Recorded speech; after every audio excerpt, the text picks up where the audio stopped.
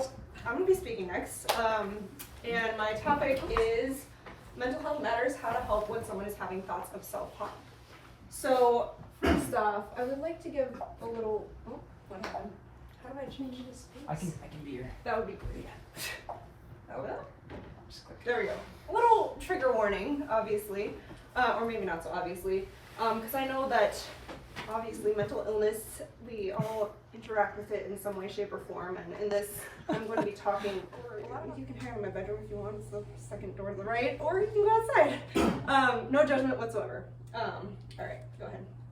So, I guess a little introduction to me. I know most of you guys know me, but I am a nurse. I went to BYU Provo for nursing school, little Ashley, and I was the psychiatric nursing TA while I was there. So I did simulations where I was a mental health patient with anxiety, depression, bipolar, schizophrenia, and helped all the nursing students therapeutically communicate with their patient. And then after that, I moved out to Baltimore and started my career as a nurse at Johns Hopkins Hospital in neuroscience nursing. So I worked in neurology, neurosurgery, and epilepsy monitoring, and learned that it doesn't matter where you are in the healthcare field or maybe life in general, you're always going to bump into people with mental illness. And then I moved out here as a travel nurse, and by some happy accident, they accidentally put me in psychiatry, even though I was intending to go into neurology, and I have loved it so much, and it's been the greatest happy accident of my life. So I work in inpatient psychiatry at Beth Israel Deaconess Medical Center.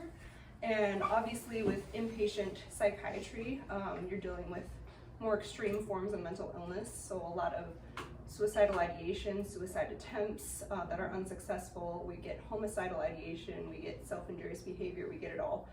I don't love that, but I love my job and caring for individuals who are struggling with that kind of stuff. And so today I wanted to talk a little bit about how do you help someone, if you have friends, family, anybody that is struggling with thoughts of self-harm or suicide, using a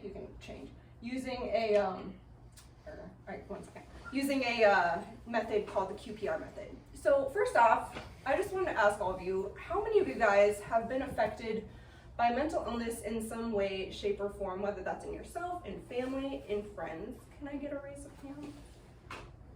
Yeah. Okay. Yeah, that's what I assumed. What about suicide specifically? How many of you guys have been affected by that individually or family, friends? Yeah, definitely. It's a tough subject, but I think it's something that we need to talk about. So, some statistics when it comes specific to suicide in the United States specifically. In 2020, about 46,000 people died from suicide. That is one death every 11 minutes because of a suicide attempt. And obviously there's a ton more people who have seriously thought about it, made a plan for it, or attempted it. So it's a big deal in our country for sure. There we go. And we can see between, from 2000, suicide rates have gone up a lot, and thankfully they've decreased more recently, just by a little bit, but going from there to there, it's pretty crazy, and it's a very big issue that we need to spread awareness about for sure. Just some interesting facts. Suicide is highest in individuals who are over the age of 85. Which I don't think a lot of people know, but a lot of elderly people struggle with suicidal thoughts. They've lost a lot of loved ones, they've lost spouses, it takes a toll on them. And then after that, you can see 75 to 84 is about the same as 25 to 34 in terms of the amount. So it kind of goes back and forth, but we also, at least here in Boston, we see a lot of students in the hospital who have thoughts of self-harm and suicide as well, especially during midterms and finals or at the start of school. We get a lot of them in the hospital. Also, men, you can change if you want, men are 4 times more likely to have a successful suicide attempt than women, although more women have unsuccessful attempts than men in terms of statistics. So I'm going to be talking about the QPR method for suicide prevention. And So QPR stands for question, persuade, and refer. And I'm going to go through each one. So go ahead. So in terms of question, if you come across a friend, a family member who you are concerned might be having thoughts of self-harm or suicide, or you see any of these warning signs, people might be talking about what, wanting to die, feeling a lot of guilt, shame, being a burden to other people, empty, hopeless, trapped, having no reason to live, being extremely sad, agitated, having unbearable emotional pain, or they might be having these weird signs where they're like researching ways to die, withdrawing from friends, saying goodbyes, giving away important items, making wills, taking dangerous risks, emotional mood swings, eating, drinking, sleeping more or less, doing alcohol, drugs. Those are all big red flags when it comes to triggers for that kind of stuff. You're just gonna have to ask the awkward question. I know it seems really awkward, but you can make it less awkward by saying, hey, like, I've noticed this, whether that's like, or you just said this, and so because I care about you, I just need to ask you, are you by any chance having any suicidal ideation, thoughts of suicide, thoughts of self-harm? I have asked that question to many a person, and I've asked it to my best friends when they're like studying for an exam and are like, oh my gosh, I can't do this, I just want to die. Even if they're like saying it in a joking way, like that's a red flag for me and I'll go right away. And most of the time when they're doing it jokingly, they don't mean anything. But at least they know that if they were ever in that situation, I'm someone that's going to ask. So I think it also provides support for people who are not having those things to know that you care enough to ask. If by any chance they say that they are having thoughts of self-harm or suicide, the follow-up question is, do you have a plan? That question helps us gauge how serious the suicidal ideation is and what resources and support these people need. So if they have a plan, we're going to go to the next one. So from the question, we're going to go to persuade. So if someone has confided in you that you're having thoughts of self-harm or suicide, you need to get a promise from them.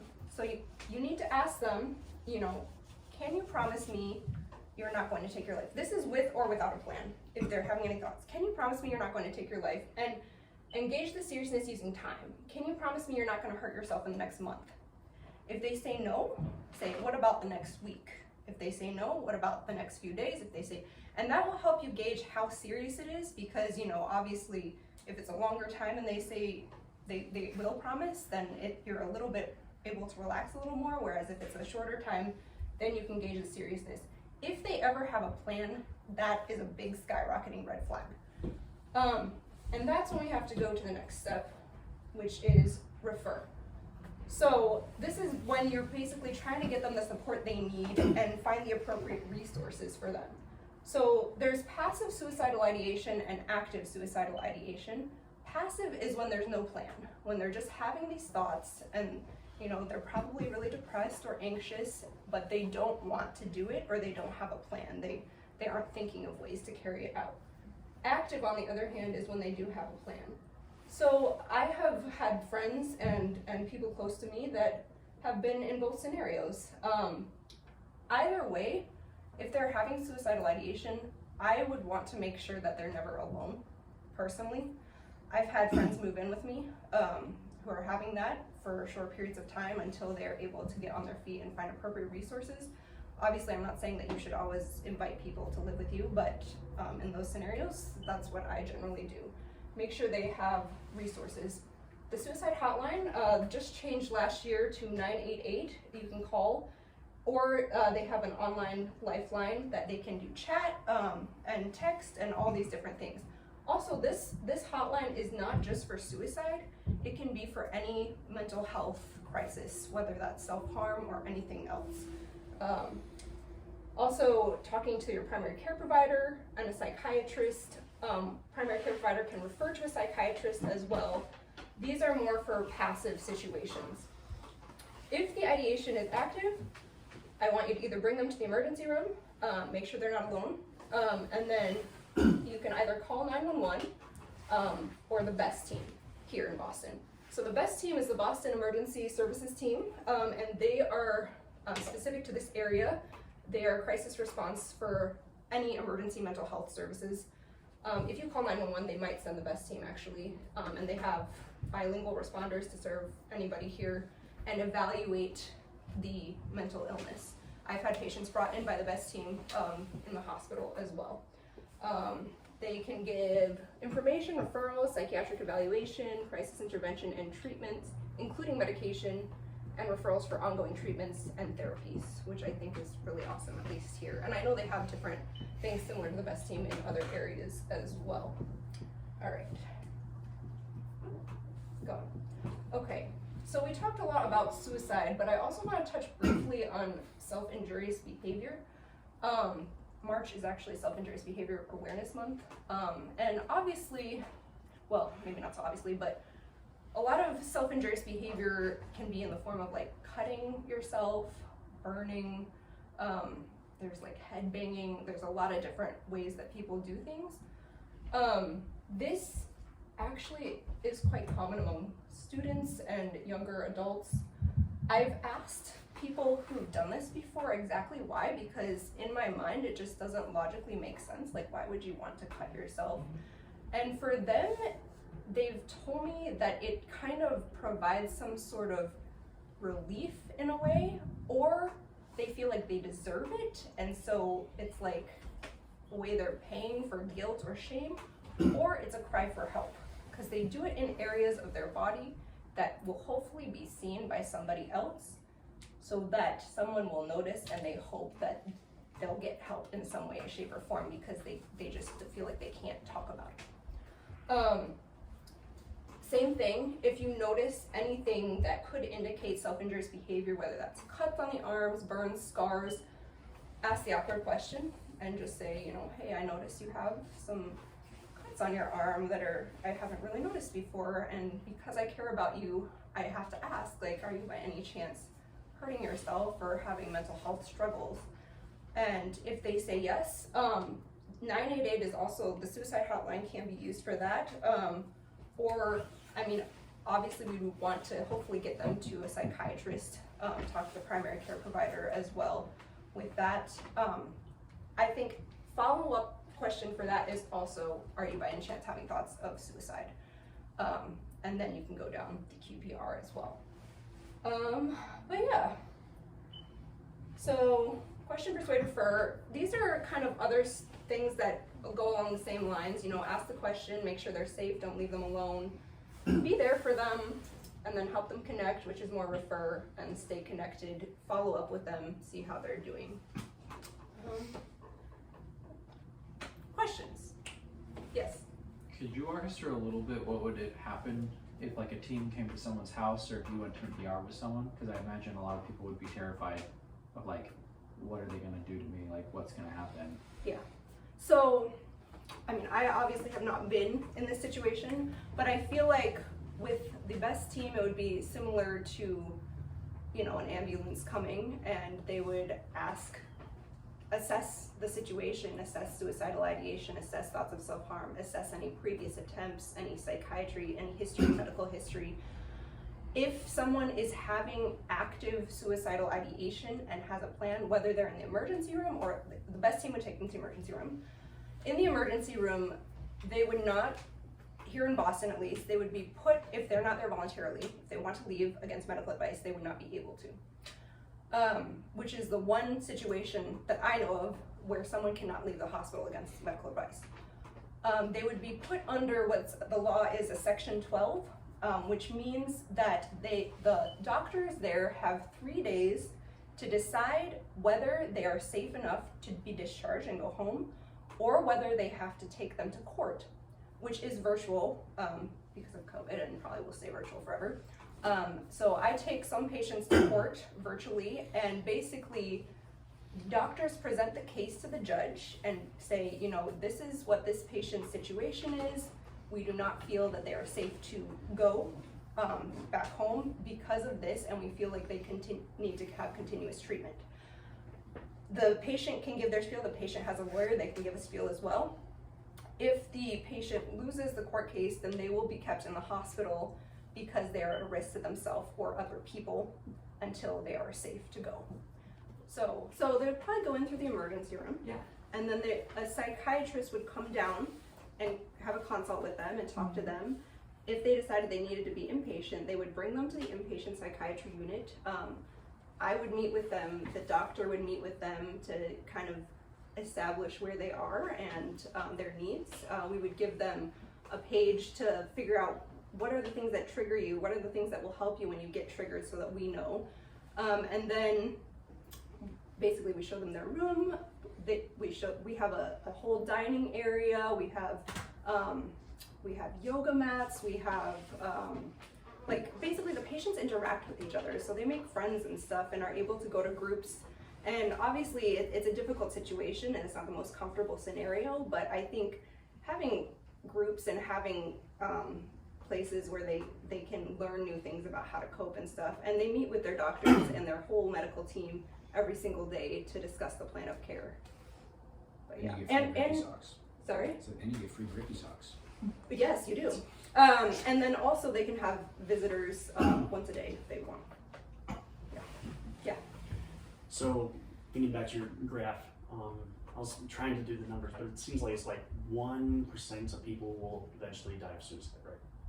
Somewhere thereabouts. Which one was that? The And it was like I 4 don't million or know. something like that actually died, but it was like a surprising number, surprisingly high. This one or the graph one? It was a graphic, but the point being, as somebody that works with people and talks about like self-harm and thoughts of self-harm every day, what coaching could you give to us to talk to people about we might run into about it? Because by those numbers, we know several people that right now are thinking about it, right? Yeah. So like advice for like talking to friends if you feel it might be something that's going on. If you notice like any red flags. Yeah, advice to approach them about it, or like tell them that you're safe to talk to, things like that. Yeah, I mean, I think talking about it helps decrease the stigma in general, whether you're talking about it with them or other people. I think also, let's see, trying to be a safe space for them, trying to get rid of judgment and being like, you know, I care about you and no judgment whatsoever. I know that a lot of people go through this and I just want to make sure I can be there to support you in the process because I love you and I care about you. Would you be willing to share a little bit with me about things that you're experiencing just so I can be better educated, honestly? And I think when you come at it with an attitude of curiosity rather than judgment, it helps a lot for sure. Does that answer your question? Yeah. Okay. There's another question, like, Yes. for instance, if it's within your work, how do you maintain a sense of professionalism while also, you know, being aware of things that might go on, like with your colleagues? Do you refer to just HR or? Wait, are you talking about with my hate? Not Your yours, work, our yours, work. yours. Our Oh, work your, environments. oh, okay. Yeah. Yes. Like our individual. Gotcha. I was yeah. like, wow, my colleagues. That is a good question. I would not refer them to HR immediately. In fact, I think that would kind of kill trust. Damper the. Yeah, I would try to talk to them one-on-one, if possible. Yeah. I guess it's like at that point it's just creating that friendship where you're Yeah. able to get to that point. Mm-hmm. Wow. Go ahead. I'm curious as well about this data, so especially with this like decline from 2019 to 2020, like I'm curious to hear a little bit more about like the impacts it's of the increased. pandemic, right? And then also, like, would you anticipate there also being a bigger increase as well with 21, 22? That's a good question. This was a CDC info and they only had till 2020, so I don't know what happened with all the other I thought I data. heard like there was significant spikes. I would assume that it spiked during the pandemic, honestly, because you know isolation and stuff does not help for sure. I don't know if this is helpful or not, but I've known 2 people who went to inpatient for these things. They are among the coolest, strongest people that I know, and I love them dearly. And they have pretty cool, successful lives. Yeah. share that story. Just disseminate that It information. happens to anybody, honestly. Yeah, It's and so- scary. Yeah. Yeah, maybe one thing to just talk about that colleague stuff. I imagine, correct me if I'm wrong, that like if someone has that isolation and ideation, that pretty much anyone reaching out that's remotely safe would be like, they just like probably grab for it because it's been on their mind so much and no one talks about it.